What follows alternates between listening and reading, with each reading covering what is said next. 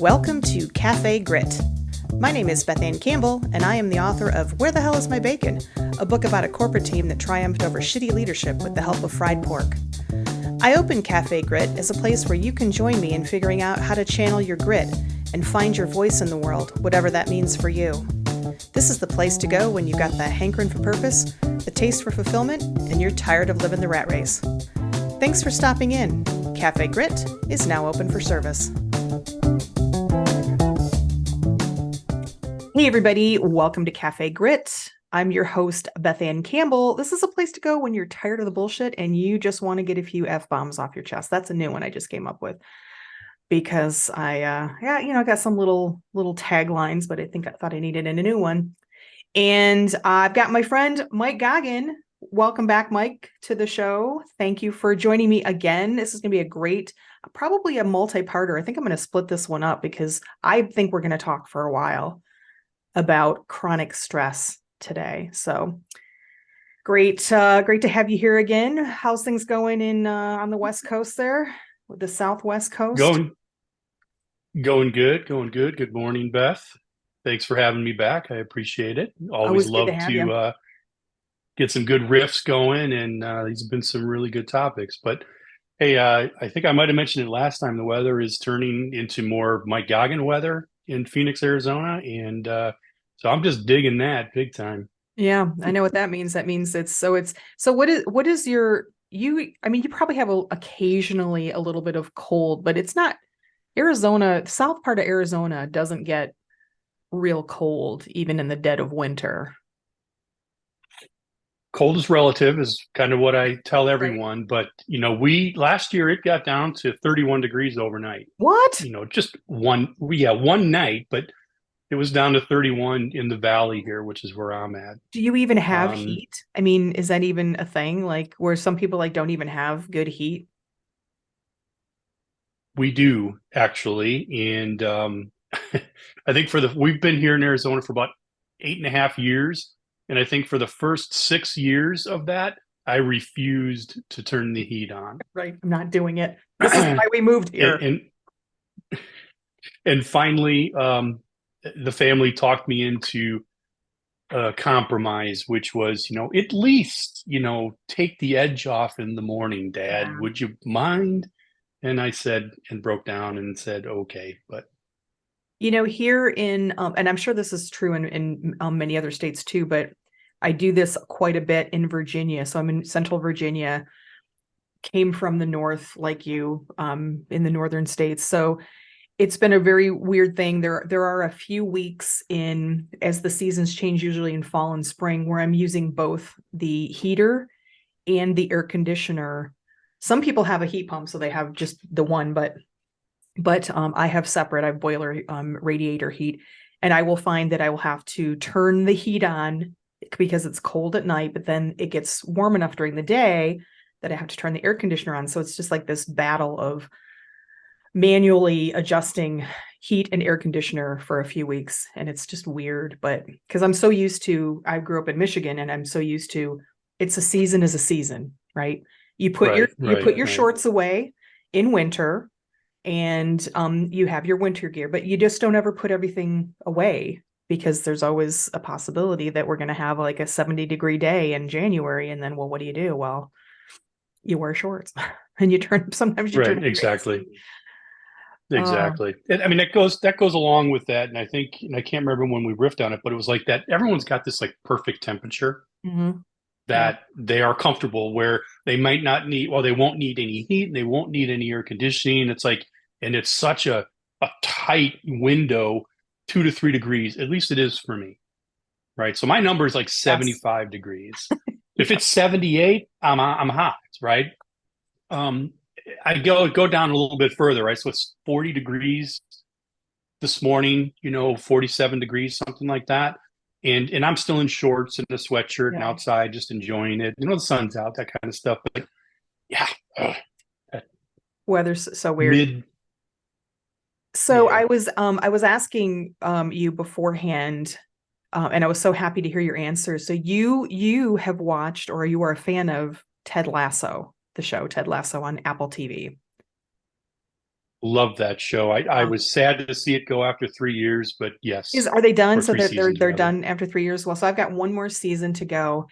And our mutual friend, KJ, Corey Joe, who says hello, turned me on to it. And I'm so fucking blown away. Every episode, they sometimes they tell you it takes like 3 episodes to get into a show. And then, I don't know how many recommendations I've gotten and have been like, no, I'm not even gonna. But I watched the first one. I mean, like by episode 3, I'm like crying.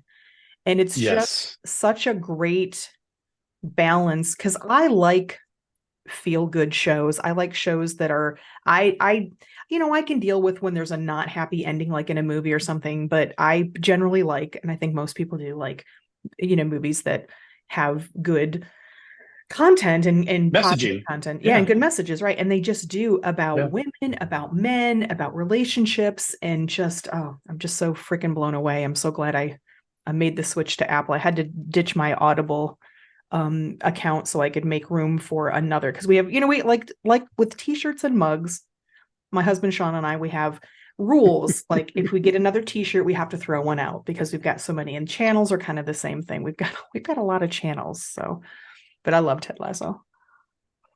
I just love that whoever wrote that show, and I don't apologize, I don't know who it is, but they took all of that, like you were saying, men, women, Mm-hmm. and athletes, and athletics, and coaching, and just all the right good life stories, Yeah, right? Of that Ted Lasso kind of brings, and then he kind of throws out there, but then you have the comedy, which right. is Which is just amazing. fantastic. It was so funny. And you get a I guy like we were talking about, Roy Kent, Roy Kent, yeah. fuck Woke off. up this morning and you said you were gravelly. I said you had your Roy Kent voice on. Yeah, fuck off.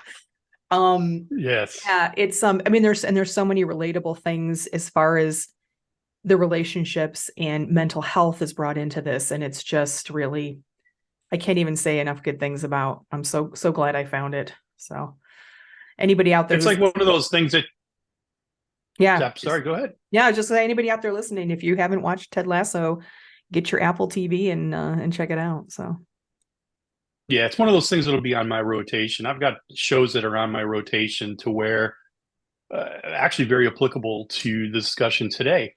When I get done with a day that's just mentally drained me, I need to sit down and watch something or listen to something that just it's like background noise, but it makes me not think, and it kind of makes me break that mood, makes me laugh, yeah, right?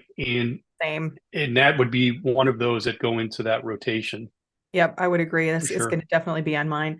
So great segue. So we're going to talk today about chronic stress, and probably focusing on chronic work stress. Although chronic stress is, ubiquitous, it can come into play in a lot of different areas.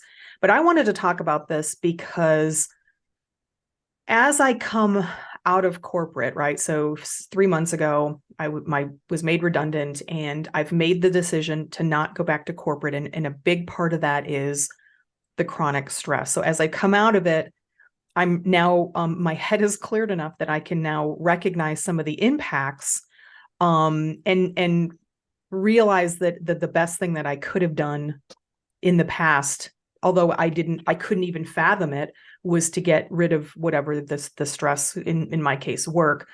So I do think it's an important thing to talk about, because it does really affect a lot of areas of our lives. But for you, Mike, when you think about like the words chronic stress, what does that mean to you? Like what comes to your mind when you think chronic stress? What does it even mean? Because it gets thrown around a lot. And I don't know if you really think about it, like what is and why, just, I mean, do you ever think about like, what does it really mean? And the word chronic or chronic stress, I really haven't put a ton of thought into what that means. However, after learning about it a little bit more, like kind of a small definition, it's like, oh yeah, that's something that has been part of my entire life, Yeah. right? And for me, it's just like that huge weight. That's the way that I'll summarize it like that. It's like this huge weight that's constantly, on top of my shoulders. And I'm glad you said that, it's work, it can be, corporate work related, but it also can be, personal, non-work related chronic stress, on top of that. And I suppose the worst scenario is when you've got it from both directions, kind of what happens to you at that point. It's pretty I can't impacting. even imagine. I mean, yeah, so chronic stress can affect for me, I think of it mostly in a work term because that's where I've felt it most, but it can affect your relationships, or it can be a part of your relationships with your family, your friends, your spouse, your kids, your parents.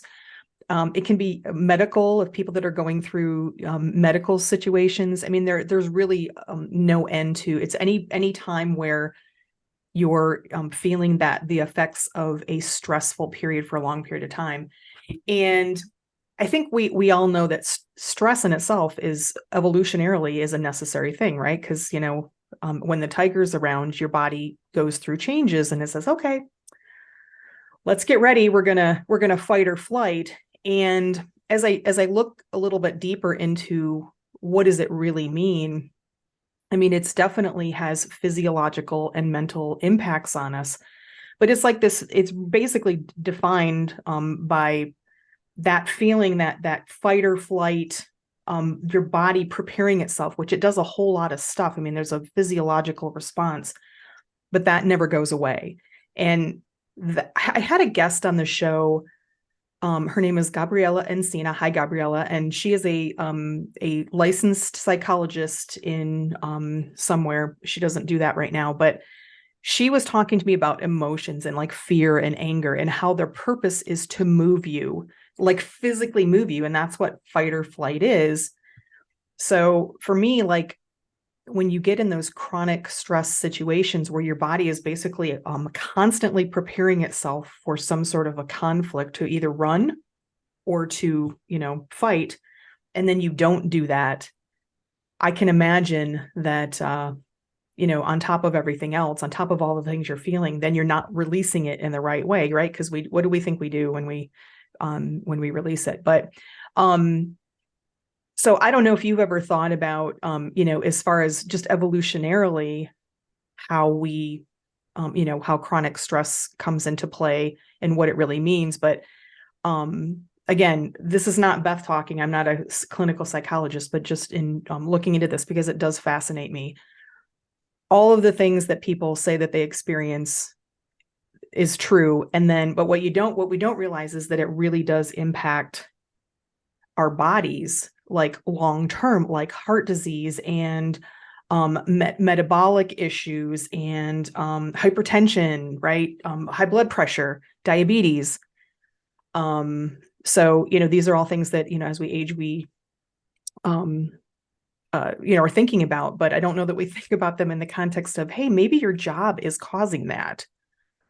So, Right. I mean, for you, have you experienced what you would consider chronic stress in the job place or any other place? And what does that look like? Like, what do you think how does that manifest in like a day to day? Like, what is for you? If I were to say, Mike Yeah. Goggin, you've experienced chronic stress. How did that look when that was happening? And were you like, your boss is yelling at you or? I don't know that it's how it gets there. For me, it seems like it builds over time, right? So there's a lot of stressful situations, which is not chronic, right? So an example would be you have to get up in front of, the board of directors and give a presentation as to why your large three-letter acronym project is failing, or you're getting in front of an audience that you're presenting, right? And you're trying to prepare for that and stuff like that. That's just stress because you're trying to, accomplish something, a task. Chronic is just, to me, is when it starts to build and it just doesn't get released. And for whatever reason, It could be, the place you work for. It could be the boss you work for. It Yeah. could be you're not doing what you want to do in life, Mm. right? As a career, which is huge. Pin that, and we'll come back to that. Yeah, for sure. Um, I didn't even think about that, like that you're just, it's not even what's happening to you, it's what's not happening to you. Yeah. exactly, exactly. And so I think it builds over time, and then it just starts to show itself. And I think you had mentioned it. It's like emotions, just start to erupt and you're very erratic, and your train of thought is not, on the track it needs to be on. You can't sleep, so therefore you wake up tired, and you either overeat to compensate, or you don't eat at all. You start to make bad choices. And for me, though, it's emotional, because I am believe it or not, I am an emotional person. And that could be on both ends of the spectrum, right? There's that sympathetic emotional, but then there's also that kind of mad emotional. And I go, and have gone in my life in both directions, depending on, the situation. So it's a confusing time. And when you have it happening from both ends, your career as well as, your personal life, and to me, um, that's the ultimate burden for someone to carry. And I've carried that burden, and it just was a very, very trying time in my life that probably took years off my life, but I'm Yeah. trying to gain those back. Yeah, I haven't even really I've been very lucky and haven't even thought of it from that perspective. But my husband says often, when he's gone through in the past, some of his job situations have been very chronically stressful, and then he leaves the job, and then he's got to get on the freeway where it's just horrible traffic and risky. And then he gets home and he'll say, it's, if I didn't have my, one part of my life that is not under chronic stress, you can only imagine. And for those of us who've been under, like I said, for me, it's been mostly work, but because that's constantly there, then if there's anything that happens outside of that, it feels exacerbated. It feels elevated, because it's, that's your escape, and your escape is not working because, I don't know, I've, forgot to pay taxes, or you're behind in your rent, or whatever it is for any given person. That I think that's something we don't think about, is the effects of normal stress when we're already under chronic stress, and coming at it Right. from multiple angles, for sure. And I think that Um, an empathetic thing too, Beth, is that, your example of Sean getting onto the freeway after a rough day, he's probably getting onto the freeway with, I don't know, let's just go low and say 50% of people that are in the same situation, yeah. chronic stress, can't pay their bills, don't like what they're doing for a job, don't have a choice. And then you start to bring that all together, and now it's probably somewhat clear, I think, that stuff like road rage, or this craziness that we see a lot all over the place, just out of the blue. I'm guessing it just has to be all related. I totally agree. And then another thing that I don't think a lot of people think about too is, like, there's past chronic stress that people are dealing with. Like, so for example, I'm helping someone in my life write a book about past horrible abuse. And even though they're in recovery, I know that there are still things that linger from that, right? It's just when you have a past of whatever it is, whether it's abuse, or it's just trauma, or any number of things, that comes into play too, because you're still, there are triggers, and there are, you just maybe are just dealing with it or thinking about it on top of everything else. It really is. Even as I'm talking, I'm just thinking, God, it's almost like the work chronic stress is just I mean, it's real and it's legit, but then it's just opening my head about all the other things that people deal with, like, I can't pay the bills chronically. That's huge stress. Or, my kid's sick, or my parents are dying, or whatever. I mean, that's all stuff that Yeah, comes up I that mean I just really didn't even, you're kind of opening my eyes a little bit here. and sometimes it's that culmination as well, right? It's not necessarily so if they were to put weights on all the different things in your life that were causing you stress that would accumulate to chronic stress, it might be different, right? Might be, yeah, it's a little bit stressful, but I'm caring for my older father, and he's living with me, and he's Alzheimer's type situation, and then paying the bills and getting to and from work. I mean, it just adds up, and I think that sometimes it may not be just work, and it may not just be one thing in your personal life, but there's peaks and valleys. There is no doubt there's peaks and valleys, and then there's traumatic. And I think you had just mentioned it. There's like this traumatic memory that sometimes stuff will come back to you, and Yep. like something that happened. I know that happens to me, and you have to deal with it at that point. It doesn't put you over the top. It doesn't. It's just another one of those things that kind of just pokes you in the face once in a Yeah. while. And just is harder to deal with when you have that chronic feeling that you're dealing with all of the time. You reminded me too of I and we'll talk a little bit about how sometimes we can contribute to that stress ourselves, but especially in the workplace. I know I have, but I remember when my mom passed away. So my mother in 2008 was diagnosed with cervical cancer, and it was very much advanced, and she was fighting some infection. That's even how we even got her to go into the doctors, but she was experiencing some infection moments. And it was right at we were 1 week away from implementing a huge project. It was the SAP project, if you remember that, at our mutual I do. common place. Yeah. So this was like a 3-year thing. This is also the period where I started clenching my teeth, or at least noticing that I was clenching my teeth, because it was just ungodly hours. At the time, I thought, and I still say this today, that I would do this all again, because there was a mission. But I do say it was also the project from hell.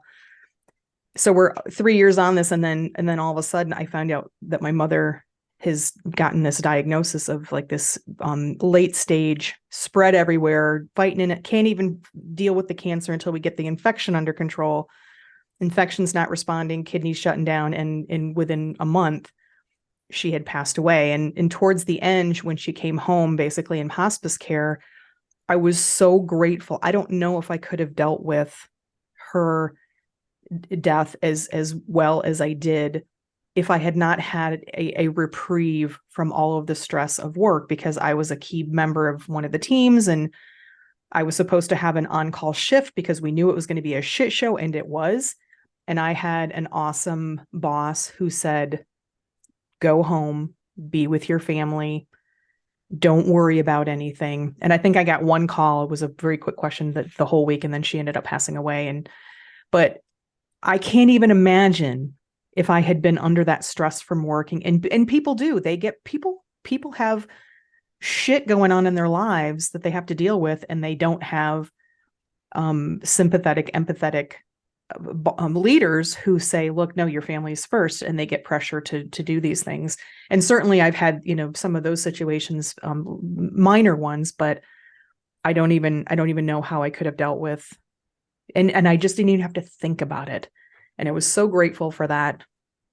So, when people do have situations that come up and they are already under a chronic stress, I mean, we have to imagine, or try to empathize with how horrible must that be? Yeah, Because you're right. And I think that your experience is one that you don't hear a lot. And that is that you had a great boss, and we both know who that is. And he knows that we know who that is. Right. Always grateful for that man. Yeah. Um, but without that, yeah, it would have been pretty uncomfortable for you stress wise. And, you don't know how you would have handled it because, you didn't have to. And that Right. was the Forever wonderful grateful. thing. And Yeah.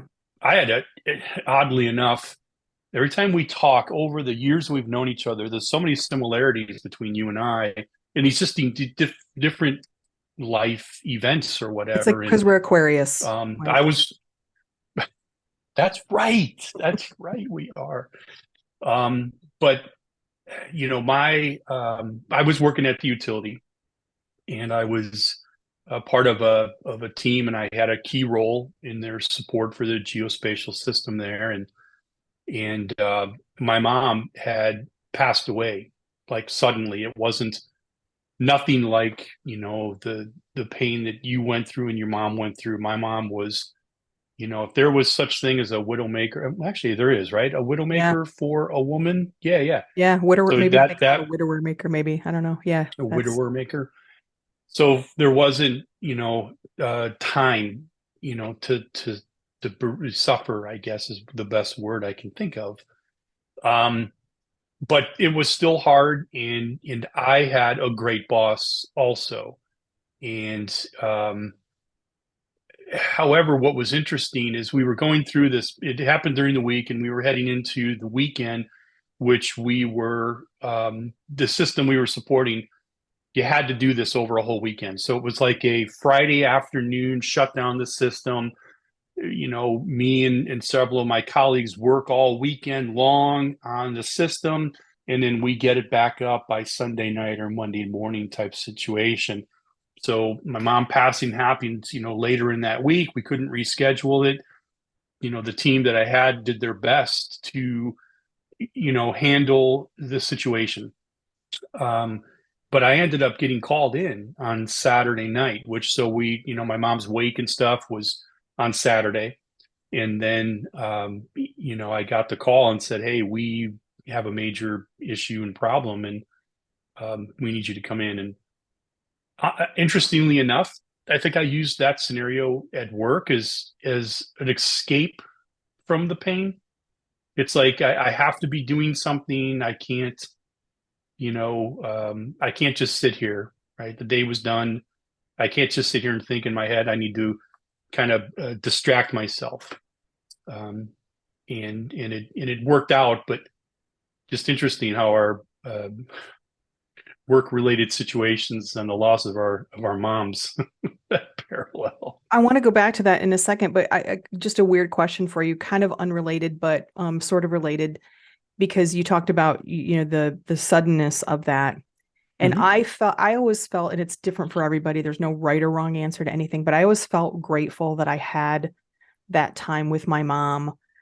Whereas, as you know, because you were sitting with me when I got the call when my brother passed away suddenly, my older brother, Yes. that I didn't have that closure with him. Now, I wasn't as close to him as I was with my mom, but um, do you feel that that was even maybe adding a little stress that you didn't have that closure? And I don't want to put you on the spot or drudge up anything, but I can imagine if I had had that call about my mom, it would have, because it was a little bit with my brother. It was like, oh my God, this is, I can't say goodbye. Yeah. Yeah. No, I definitely it did, but I didn't realize it right away. Yeah. I'll be honest with you, Beth. I didn't realize it until years and years later, Yeah. right? That I regretted not having that opportunity. Interesting enough, my mom and I are almost the exact same person. We are that much alike, which means you can kind of tell what she's like, was Yeah. like. Yeah. And her and I butt heads quite a bit in my life. We didn't talk to each Is other that what for an it means entire when you're like year. your parent that you butt heads? Because that would be me too. I can't. Yes, it's the only thing I know. I only have two parents, and my mom and I were alike, and we had a hard time getting along, right? And Yeah. loved each other, but just too much alike, and that was just interesting. But yes, It's I think I we regret could the do time not to say goodbye. we should probably do a whole episode on just relationships because I've often said, and I think I said it in one of my podcasts, as much as I loved my mother and as much as I appreciate what she taught me in my older years, what she taught me when I was a child, there were times, I am not even joking, I could not even stand being in the same room with her. And it was nothing that my mother was a very lovely in most respects. And people loved her and she was very social and oh, Sandy, I would get people stopping me because I'm the spitting image of my mom. And I've gotten many people stopping me in stores like, are you Sandy's daughter? Oh my God, I just loved her. But sometimes the dynamic of parents and children, I guess. But I want to go back a little bit to what you had talked about when you got called in and you kind of it was almost a little bit of a distraction, because that's one of the things that I kind of alluded to it earlier, that and I think you are too, I tend to be one of those type A persons. I thrive a little bit when I've got a little bit too much to do. I've always been, from the start of my career, I'm the getter of shit done. I'm the person that somebody calls when they don't know who else to call. She'll figure it out. She'll respond quickly. I don't have to wait. And I think that by being that person and not being aware of what the consequences of being that constant responder, quick, getting shit done, taking on more, would be in my later years, and as my career progressed, I sort of inadvertently created some of that stress. And that would be, and I'm sure you can relate. And that if there's anybody listening, I would say, if you're that person and you're a young person, just find a good balance, because that expectation grows. And then suddenly and that's how it manifested for me at the utility. My stress was, I got too much to do. I'm doing 3 people's jobs, triple, double, triple, quadruple, booked in meetings, and nobody could give me a priority because nobody had a priority. And I helped create that a little bit. And because for me, I'm a type of a person where having a space in my head is uncomfortable. So I fill that space with whatever I can, just by nature. Yes. Do you find that maybe am I accurately saying, just from knowing you seem like that type of a person, at least at work, that, just take on a lot of stuff and you're good at what you do. And then the expectation sometimes will outgrow you.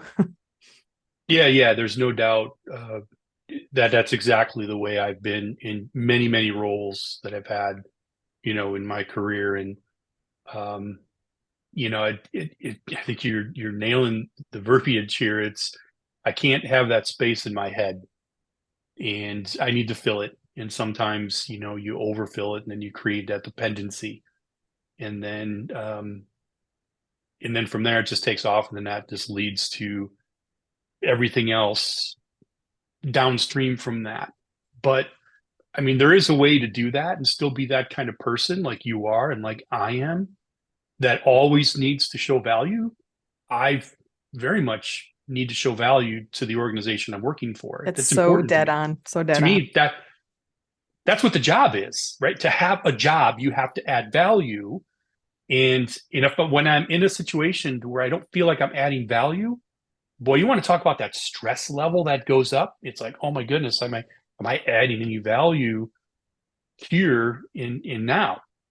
Totally. I mean, that's, I talk about the overwhelm at the utility, but when I went into consulting, I didn't have the activity, the task overwhelm in the same way as I did. But that was a big thing for me that caused a lot of stress, was why, especially in the last 6 months right before I got let go, was why am I not providing value for you? Like, I'm trying my best. You're not listening. You're excluding me. You're ghosting me. You don't, I'm perceiving that you don't find value in me. I'm doing the same things. I talked at our conversation about creativity about that time a few years earlier, where I thought it was going to be let go, and why. But yeah, so I totally get that. That's a thing that I don't think people immediately think of. They'll think of the overwhelm and I'm working too many jobs and too much to do, but they don't think about things. And you mentioned earlier things like, I'm not doing what I love. I'm not doing something that fulfills me. It doesn't fill my cup. And that was a part of it too. So I think we can both relate to that. Those are those things that you don't really think of immediately as, oh, that's stress, but it is. When you want to make a difference and you want to be valued and you're not, and I had to come to a place with that, with work of realizing that I can't let someone else define my value, but I did, and I still do. I still want to make a difference. And if I'm not making a difference, or if I perceive that someone doesn't think I'm valuable, it is huge for me. Yeah, no, it is it's been huge for me, and I think that's part of the direction I'm heading, is that I'm trying not to make it a big deal, right? It's like, Yeah. if I know I'm adding value, this is the kind of mindset I'm trying to head towards, is if I know I'm adding value in the right direction, then that should be good enough. If I'm adding value to the organization, I'm not saying be a rogue and do your own thing, that kind of bullshit. I'm just saying is that if you're putting in an effort, right, every single day, and you're bettering yourself, which, by the way, is work related, Yeah. right? I mean, for 100%. example, when I have my routine in the morning, I'll sit for a while in the backyard after tossing the ball to the dog, and then I'll start combing through LinkedIn, and I've managed to link myself up with masters in my field that provide a lot of great information.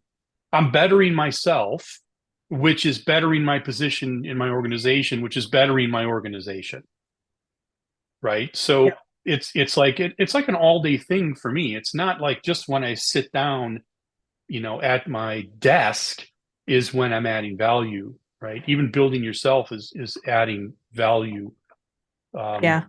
to the organization you're working for, if they can appreciate it, which is, Well, yeah. different thing.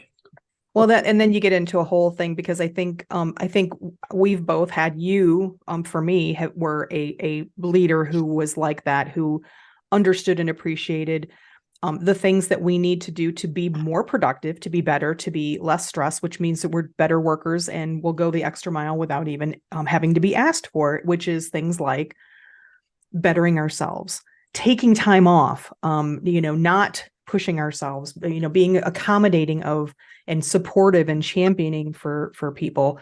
And when you don't have that, that's when, and that was a part of my experience at the consulting firm in the later days, was walking on eggshells, the fear, trying extra hard to figure out, make sure that I'm crossing all my I or T's and dotting all my I's, so that, the inevitable wouldn't happen, even though the inevitable was the best fucking thing that ever happened to me work wise, was to be freed from that. But I just couldn't even fathom, because I was so cloud. But yeah, you add bad leadership on top of that. People that don't, that would not have said, like you said earlier, would not have said to me, don't worry about it. It's your mom. Take care of your family. And not having that would have been devastating, even worse. And it's just such a failing on the part of so many managers, upper managers, leaders, executives, to not recognize the things that I think are so obvious that are helpful. I remember being in a meeting once with somebody that you would have been familiar with at the consulting firm, and we were very, very low on sales and work, so people were on the bench, so we were trying to figure out. And I remember this guy pulled me into a meeting about timesheets, of all things. He was like 2 or 3 levels ahead of me, and I'm like, why are you talking to me about fucking timesheets? But he was just like so frustrated because people weren't working, rather than thinking about more productive ways for them to, like bettering themselves, right? Or training or something. It was just bitch about, well, they're only putting in 40-hour weeks. I'm like, well, what do you expect them to do? They're on the bench. What do you, but that, yet if they would have gone out and taken a trainer, of course, then I would have gotten grilled about the training. So you just, such a blessing when you do have bosses like yourself who understand these kinds of things, like that, what really is causing stress to my team, because stress is going to impede productivity and progress. And But unfortunately, there are just too many still out there who don't understand how it really works in people's minds. And I think more and more, because the younger generation, they just don't. I mean, we're Gen X, man. We are the work dogs. We put up with the shit. We speak out, but we put up with a lot of shit. Current Right. younger kids, they just don't put up with it. Yeah. I think it's a big reason why organizations are, have pigeonholed or labeled certain generations, and the books to, how do you manage that generation. I think Right. millennials the first biggest one, and right, the millennials Yep. are lazy and they're just so stereotyped. And but yeah, I mean, maybe they have it right. Maybe they have it right to stay away from or not get to a point to where they're chronically stressed. um I'm not saying that they're wrong. It's when you're trying to run a business, sometimes it gets tough. But as a manager, a leader, you need to make sure you're defining your organization, running air cover, and having a Yes. plan. Right? Have a plan. Right? If somebody is light on work, you need to work with that person to say, here, just I've got some ideas. Let's go and try this. And by the way, if you're a manager and you're relying on a time card to know if someone is being productive, you might want to think a career change, because And in your leader card right now. I, I mean, you just know that if people are productive or not, right? There's so many telltale signs if you're listening and paying attention. And I Right. think a lot of times it's not really given, that level of time is not given to leaders to lead their group. They're overwhelmed Yeah, at the same time. Yeah. for sure. Beth, the best job I've ever had in my life, ever, hands down, was being a carpenter. No kidding. Well, It, that's very interesting. So yeah. yeah, it suited my personality. It suited my needs as someone that needs to um, feel accomplished, and it added zero stress to my entire life. It was just super fantastic, and I did it for about 4 years. Um, Prior to getting my job, at the utility. And here's why: I went in every morning, right? I'd get up early, go in, had a routine with my buddy that worked there, and we would bust our ass all day long. Bust our ass, right? This is hard, backbreaking, sweating work, physical work that you're doing. And then when, the end of the day, you would gather your tool belt. I would walk to my car, my truck. I would turn around, look at what I did that day. I would put my tool belt in the back of the truck. I would get in my car. Work was done. I didn't worry about it again all night long. And then work started again the next day. And it wasn't the same thing. I wasn't doing the same repetitive thing, like, sticking something in, redundant. There was something different every single day when I was a carpenter. And I missed that about that job. Unfortunately, it didn't support my family very Well, well. So that's the that's why thing, I kind of right? went in a different direction. Yeah. Yes. Well, I could say the same thing when you were talking. I was reminded of when I was this was back in the 80s, and I went to U of M, University of Michigan, briefly, just failed out financially. I just really couldn't afford it. But the first summer I was there, I had a job on the grounds crew at U of M. I had this awesome manager. Her name was Pam, and crew lead Pam, and she would just drive us around the truck. It was hotter than fucking shit. Just, I mean, we would get her, sometimes harassed because I'd be out like feeding the plants in the rain, and people would be like, "You're such an idiot. Why are you watering?" I'm like, "I'm not watering, I'm feeding." But I loved it. It was just the same thing. Like I would go home just greasy, gritty, dirty, but made friends with all the homeless people, and and when it was done, it was done. And the next day was something different. It was so, but um, part of the stress of getting into the professional working world is the golden handcuffs, right? Because especially in our industry, it pays well, you get used to it. And that is one of the things, maybe we can kind of segue into how do we, if you've got, if you're good for time, um, you know, um, one of the best things, as I said earlier, that happened to me was getting out of that environment, right? So the stress Sure. environment that I didn't even realize was so bad. Like I said, I've been recognizing and realizing I knew I was in stress. I knew I'm an aware, woke, self-aware kind of a person. So I understood I've been I knew since the, early days of my career that this was stressful, and I understood what chronic stress meant. I didn't know how bad it was. Um, and one of the things that scared me, that kept me from stepping away myself, even though there were so many times that I wanted to. And if you look at my history, I always went to where somebody needed me. When you reached out, you needed me. When someone else reached out, they need me. I went back to the utility that I even wrote a book about because they needed me. And I never, it was almost a bit of an excuse why I never left, but part of it was, certainly a large part of it was being shackled by the handcuffs, because carpentry doesn't pay as much, and being on a grounds crew doesn't pay as much, and you get a lifestyle, and you've got a house, and then you got kids and pets and whatever. But and that was the big thing that scared me, was I knew I needed to get out of that environment, that stress, but I was so fogged with the stress that was worse than I thought. I couldn't even, it was so scary to me. And then when it happened, I can't even fucking believe how amazing it is now that I don't have that in my life, that I'm suddenly so clear that when I do have those little moments, I recognize them. I feel like I experience emotion better. Right.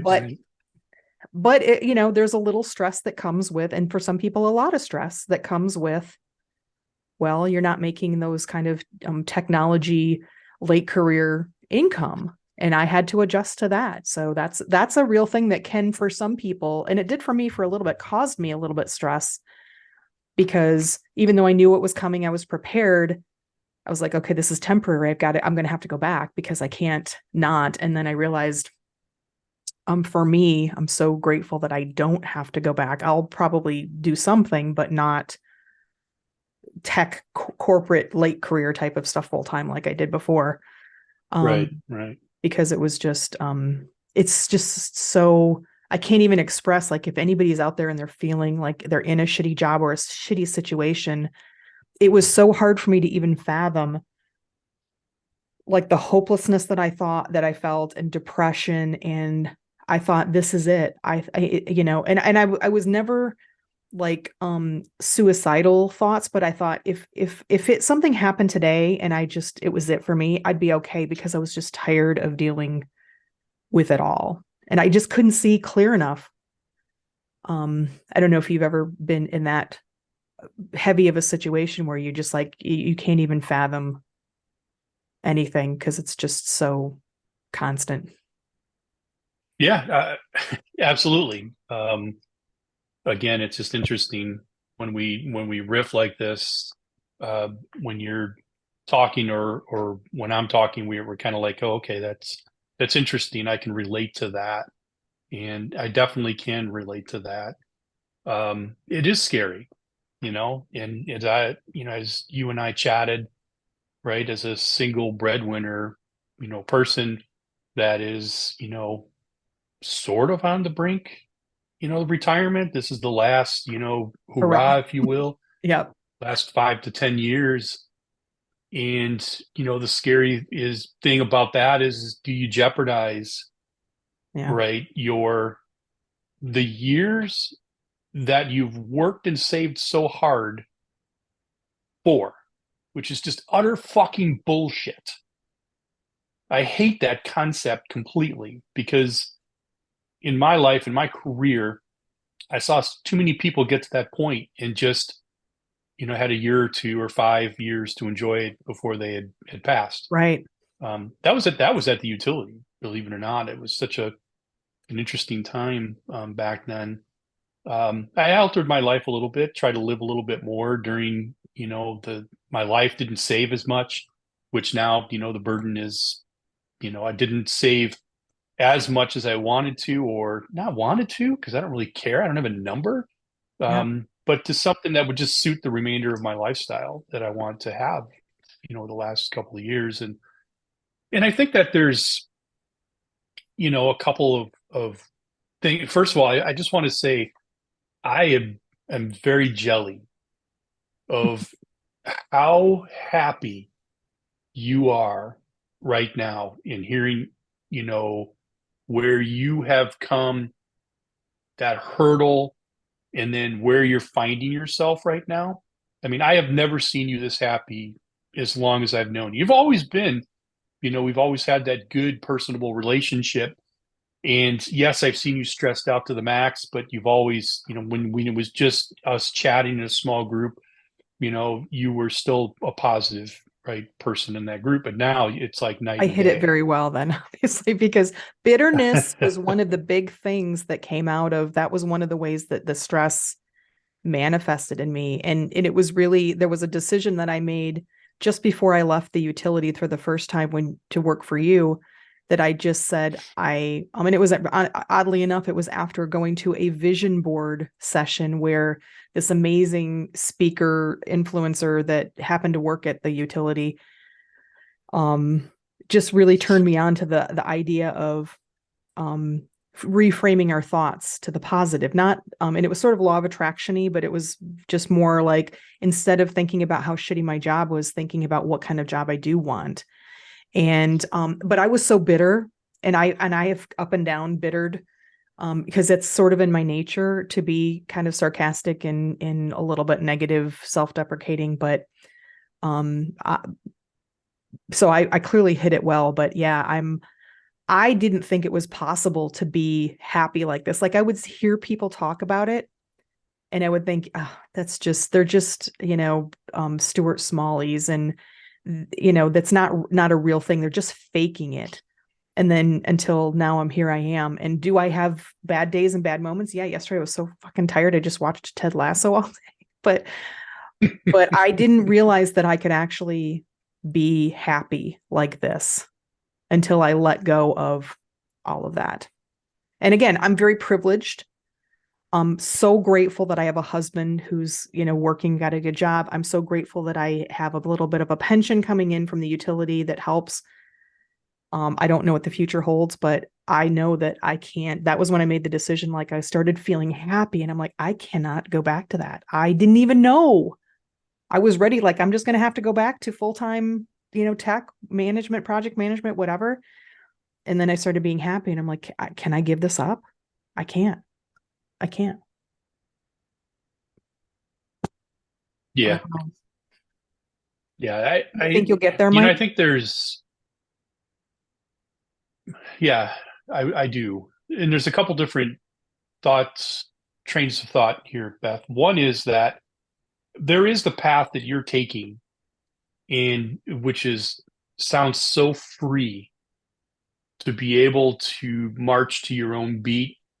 I mean, that just, right. That's what I struggle with the most these days, I think, is my vision melding with another organization's vision for something and something I'm extremely passionate about. Um, I think the other side of that though is for the folks that aren't, even close to retiring or don't want to retire or they're youthful in their career is, the change in themselves to get to that feeling that you have without, necessarily with still being able to operate in the corporate world.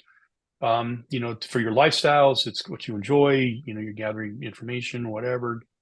And but I mean, there's in it in this the thing with this is it's nothing is uh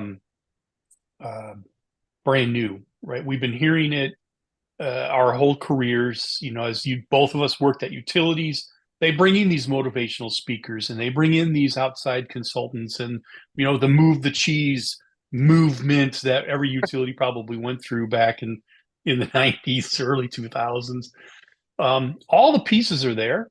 It's a matter of can we assemble them, right? And it just the one thing that I one example is, and I'll I'll move on, but is we were talking about being double booked and triple booked in discussion in meetings, right? At work, say no. Yeah. Just say no. And Or hell no. make it known that if I'm a priority, if I'm required in this meeting, you're going to have to reschedule it because I already have a meeting at that time. And if that meeting is more important than the meeting that this other person put on my calendar, you talk to them about rescheduling everything and just say no. Yeah. You can just say no. Like I said, it's not new, but I think people are afraid to do that. I think so too, Mike. And I think Often enough to where, yeah. yeah, I don't know if it's generational, but I know I never had a problem with that. And I always encouraged my team, if exactly that, say no if it's important to me. And I've done that 100,000 times. I've declined meetings and said, if I'm needed I'm assuming that I'm not needed because you've scheduled over 2 other meetings, but if I'm needed, then you'll have to reschedule. But I do think a lot of people are afraid to do so. And, for many reasons, not the least of which sometimes you have leaders that don't make it. I think for me, having a great leader, having a great boss manager makes a lot of this stuff much more tolerable. But yeah, say no to meetings, people. It, and there's so many different things that go through my mind at this point, right? One is Seth Godin's Linchpin, right? Have you read that book, I have Linchpin? not. No, It's I a need to good read book. faster. I have like so many good books So although I did start reading Undaunted Courage, though I will tell you that. nice, nice. Linchpin. So Okay. Linchpin is a great book because it really what Godin's message is in that book is make yourself that linchpin, right? That holds something together. And when that linchpin isn't there, things aren't the same, right? Make yourself the linchpin because if you make yourself the linchpin, I mean, you're bettering yourself, you're defining yourself, you're creating your own brand, and you're creating the need that an organization needs you. And there's been so much, we've talked so much in this conversation about the reverse that we all needed, the corporations, the companies, and really those companies actually need the people. They need good people, Yeah. right? The lights will be on tomorrow, whether you're here or not, Goggin, kind of bullshit mentality. It just needs to stop because I think the reality is all companies need good quality people that care, give a shit, and are going to be relevant in what they do, and that will have a positive impact to that organization's bottom line, which is kind of what most people think about. Um, so you need to make yourself the linchpin so that you can make decisions like we just talked about, and that is no, I'm not going to attend that meeting. Right. If it's that important, move it. Because I think a lot of people are scared. Like, oh, I can't do that. I have to I do know they are. everything that comes my way. You've Exactly. probably heard I it from think I people. know that as well. Hmm. Yes. Yeah, absolutely. Which goes back to that leader environment and mentality or leader person, right? The leader card. Make sure that your people don't feel like that. Yeah. I mean, it's not rocket science, and everyone is not Elon Musk. Um, Thank God. so in Um, and that like you said earlier, it's having the back of championing for your team is just such a huge thing for me because I know, especially a lot of younger folks who haven't, I mean, probably I was like that when I was young, where I got, freaked out about things because I didn't know I could say no, or I didn't know I could push back or have the confidence to do so. And so having somebody there who would have my back, I in turn would try to do that with my team too. Like, hey, this, because I would have people that come to me and say, look, I have these double meetings and I don't know which one to go to. And I'm like, okay, well, let's talk through it and I'll help you. And or I would say, look, somebody would say, I got an email and I've got to do something and I don't have the time. And I'm like, look, send them to me. I'll run interference for you.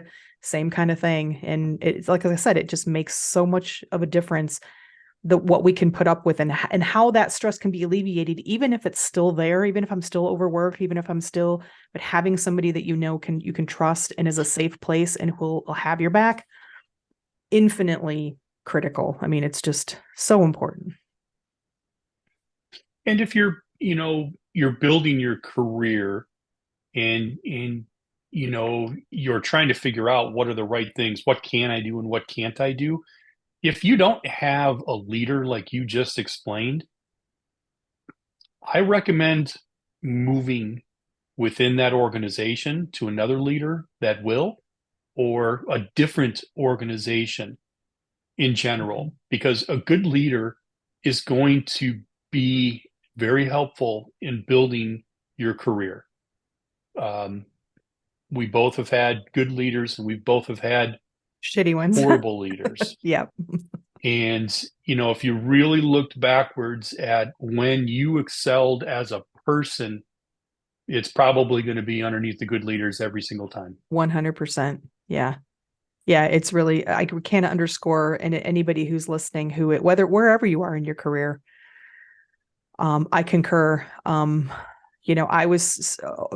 had a lot of years in the career, and again, the golden handcuffs, and I really should have left, and probably would have eventually, but it would have taken a long time. So, I can't underscore, happiness as a motivator for, making a change, because change Yeah. is hard. It's the hardest thing. The first time when I left the utility company after 5 years, I wanted to go, or after 16 years, I wanted to go 5 years before that.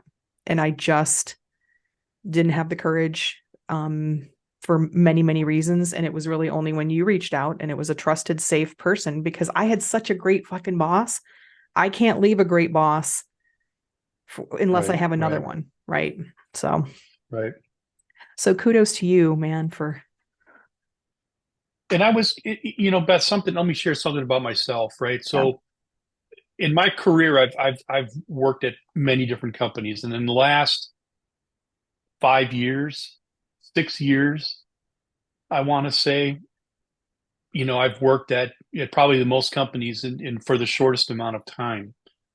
And for me, right, do I regret doing these moves and then at all?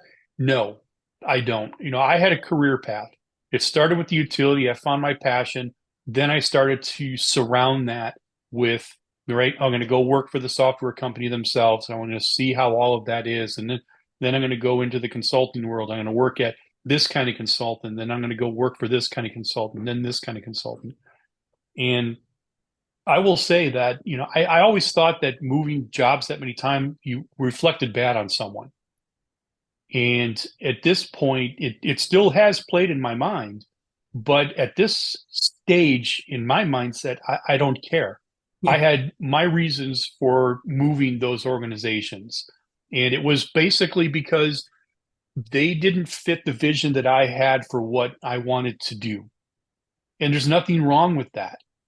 Nothing wrong with that at all. So, you move, make sure you're moving for good reasons and not the wrong reasons. And I think how this ties back to the chronic stress, Beth, is because if you were to stay in one of those situations, I think your stress would go up and up and up and up because you feel you're working for an organization that doesn't have your values. It doesn't have, yeah, you're not doing what you want to be doing in that organization. So, you know, getting up Monday, right? You explained Monday in one of your recent episodes, right? I think it was I love Mondays or I hate yeah, Mondays. I can't remember the name. I I do. apologize. But, it's just that you don't want to go to work. And when you go to work, you're not you're not ambitious. And that's just a horrible place to be in, especially if you have to be ambitious and you have to be innovative and you have to, put yourself, where the right place is for you to thrive and gain and garner the knowledge so that you can work your ass off to get where you want to be. But it's on your terms. 100%. I cannot underscore enough to, just, you know, change is hard, but sometimes you got to do it, and do it for the better. And I don't know. I feel good, and I want everybody else to feel good. And I certainly don't mean to neither one of us is putting it out there that where you have to love your job like every second of every day. I don't love what I do now every second of every day. Sometimes I just don't want to write something. I want to watch Ted Lasso all day. But you shouldn't hate it, and you shouldn't have that feeling of like I had, where the physical manifestation of the stomach. I remember when a couple weeks after I got let go, and I was sitting on the front porch with my dog, as I often do after we walk. After she eats, we just kind of sit out and watch the cars and the people walk by. And it was a Monday, and it was probably about 7:30. And all of a sudden I thought, oh my God, I looked at my watch and it was 7:30 something. And I got the pit in my stomach. And then I realized, oh, wait, I don't have to go to work, that work today. And it just was such a relief. It was really before I had kind of worked my way through what I was going to do. But I do hope if people have that kind of chronic stress, because you don't have to love your job every day, and every single thing you do. Very few people do that. But if you hate it every single day, and you hate it to that extent where you're getting physical, it's manifesting physically your mental health, your emotional health, then it's time to make some kind of change, whatever it is. And that could mean different things for different people and whatever their scenario is. But I know I'm forever grateful that change was made for me. Thank you, universe. Whatever is out there, whatever energy is out there working for me. I appreciate it. So, Mike, any final words on chronic stress? Are you Yeah, I mean, chronic stress is real. I think you have the ability to control is a little bit of your own destiny. Um, I do believe in do what you love, but I do also agree that you're not going to love it every day. right? That's a reality. Make sure or try to steer yourselves to the good leaders. I think that's going to make a difference in a reduction of your chronic stress, as well as your career path. And know that you can. And I say this for myself, Beth, not speaking for you at all, but I feel that I probably could have controlled a lot more of this work-related chronic stress than I did. And we talked through that a little earlier. Mm-hmm. So I feel comfortable to say that is you can control it. Don't be afraid to control it. Don't be afraid to manage your day-to-day activities. Yes. Um, don't sign up for things you don't want to do, et cetera, et cetera. Things like that. Um, I love the be curious, right? That's the Yeah. significant. I hear that a lot. With the great thinkers, I guess, that I've been reading lately. So I'll end Awesome. there. Yeah, I agree 100% with everything. And if anybody is out there who is dealing with chronic stress, please reach out. I'm happy to help. I know Mike's happy to help. If there's any topics that you want us to dive into, just reach out. Thank you, Mike, so much for joining today. Another great conversation. I could talk all day about stress, which is horrible because who wants to talk all day about stress? But I don't know. We've got a couple of other topics coming in here. I think we could do like a book episode. We could do relationship episode. So many good things. I'm always happy to have you. I really appreciate your getting up early on the morning to record and just bring your great thoughts and your openness and sharing the things that you shared. So thank you. Really appreciate it. Oh, my pleasure, Beth. And I'm actually enjoying the living hell out of this. So Awesome. the more we can do, the better. Done. Yeah, and I agree. If to dive into something in more depth in an episode based on a question that would come in, Yeah. absolutely. Between Beth and I, we have what almost 65 years of Something like that of working experience. corporate, and that's just corporate, right? That's just Never corporate forget America. life That and, doesn't yeah. the jobs that we had before we got into Yeah. corporate America and the things we learned. And um, That would be a so great yeah, I'm looking episode, forward Mike. to that. That would be a great episode, would be the jobs that we had. Because I've written about a few like early leadership lessons and stuff, but I think maybe that should be our next topic, is just talking about some of the things we've done in the past to get to here that helped us. Because as we've talked a little bit, carpentry and grounds crew, all roads lead to here. And if you like here, Very true. then it's all worthwhile. So, all right. Well, thank you again. Thanks everybody for listening. If there's anybody who wants to reach out, I'm on LinkedIn, BethAnnCampbell.com. Mike's also on LinkedIn. Sorry, don't want to put that out there, but hey, if you want to get in touch with It's all Mike, good. I'm the Bean 67. That's 2 N's, THEBEANN 67 on the Meta Suite. So Facebook, Threads a little bit, and Instagram. But just reach out if you're having chronic stress, if you have any questions, any topics you'd like to cover. But most important, and this goes for you too, Mike, don't forget you're a fucking badass, and don't let anybody tell you otherwise. Take it easy. Thanks, Beth. Hey everybody, thank you for stopping by Cafe Grit, where the moxie is fresh, the passion cold brewed, and everything is served with a heaping side of mojo. For more Cafe Grit episodes, please check out BethAnnCampbell.com/Cafe Grit.